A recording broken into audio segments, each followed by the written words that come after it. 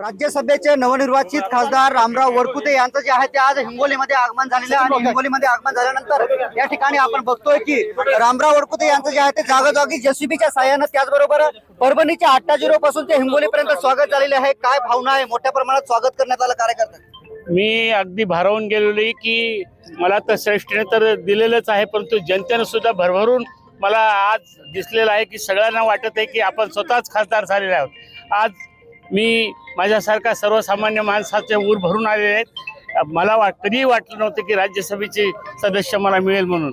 मी कधी असा विचारही केला नव्हता, परंतु माननीय देशाचे पंतप्रधान नरेंद्रजी मोदी, अमित शहाजी आमचे राष्ट्रीय अध्यक्ष, तसेच ज्यांना चाणक्य म्हणतात ते आमचे कर्तव्यदक्ष या राज्याचे मुख्यमंत्री फडणवीस साहेब असतील, चव्हाण साहेब असतील, बावनकुळे असतील, चंद्रकांत पाटील असतील, यांनी माझ्या कामाची पावती म्हणून हे मला या एवढा मोठा देशातलं उच्च सभागृह आहे त्या ठिकाणी मला त्या ठिकाणी बसण्याची संधी दिली आणि जनतेची सेवा करण्याची संधी दिली। त्याबद्दल तुमच्या मार्फत मी सगळ्या सृष्टीचं आणि आज ज्या पद्धतीने बघितलं मी झिरो फाट्यापासून ते यापर्यंत जे जनतेने प्रेम दाखवलं त्यांचा सुद्धा मी ऋणी आहे आणि त्यांना एवढंच आश्वासित करतो की या पदाचा पूर्ण लाभ हा शेवटच्या घटकापर्यंत पोहोचेपर्यंत मी शांत बसणार नाही।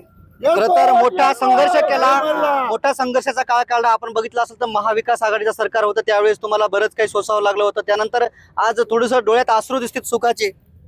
आनंदाचा क्षण आहे। संघर्षाशिवाय तर जीवन नसते आणि संघर्षाला सामोरे जाऊनच हे करावं लागते, परंतु भाजपनं जे श्रेष्ठीने जो निर्णय दिला आणि मला आश्चर्याचा सुखद धक्का दिला त्यानं मला भारावून गेलो आणि मला लक्षात आलं की भारतीय जनता पक्ष हा एकमेव पक्ष आहे जो गोरगरिबाला संधी देतो। मग आता काय विजन आहे पुढचं विजन की मराठवाडा जो मागासलेला आहे तो मागासलेला शब्द काढून टाकण्यासाठी अहोरात्र करून केंद्रातून या भागासाठी जे जे काही विकासासाठी लागेल सर्वसामान्य, मग शेतकरी असतील, शेतमजूर असतील, दिनदुबळे असतील, मागासवर्गीय असतील, भटके विमुक्त असतील, या सगळ्यासाठी मी काम करण्याची मनोदय व्यक्त केला आहे। खरं तर जिल्हाध्यक्ष आहेत आपल्यासोबत, काय सांगाल? सकाळपासून कार्यकर्ते जे आहेत ते मिरवणुकीमध्ये सहभागी झाले होते। भारतीय जनता पार्टीला हिंगोली जिल्ह्याला न्याय मिळाला। सर्वसामान्य कार्यकर्त्याला ठिकाणी खासदार होण्याची संधी भारतीय जनता पार्टी सृष्टीने दिली। त्याबद्दल आपण बघत आहात की हिंगोली जिल्ह्यामध्ये सर्व कार्यकर्त्यातून, सर्व स्तरावरून या ठिकाणी भारतीय जनता पार्टीचेच नाही तर इतर समाजाचे, इतर पक्षाचे लोक सुद्धा या ठिकाणी सत्कार करायला येतात। त्याचं कारणच हे की सर्वसामान्य माणूस ज्या ठिकाणी आपण जातो तर त्या सर्वसामान्याचे प्रश्न सोडवण्यासाठी या ठिकाणी अहोरात्र प्रयत्न निश्चितच येणाऱ्या काळामध्ये हिंगोली जिल्ह्याला भारतीय जनता पार्टी वाढवण्याचं काम रामराव वरकुते साहेब करतील।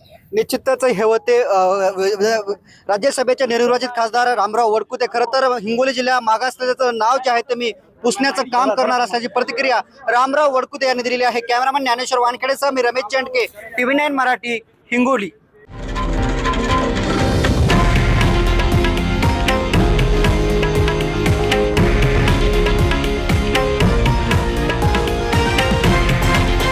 हे आहे देशातील नंबर 1 न्यूज नेटवर्क आणि आपण पाहत आहात TV9 मराठी, एकमेव।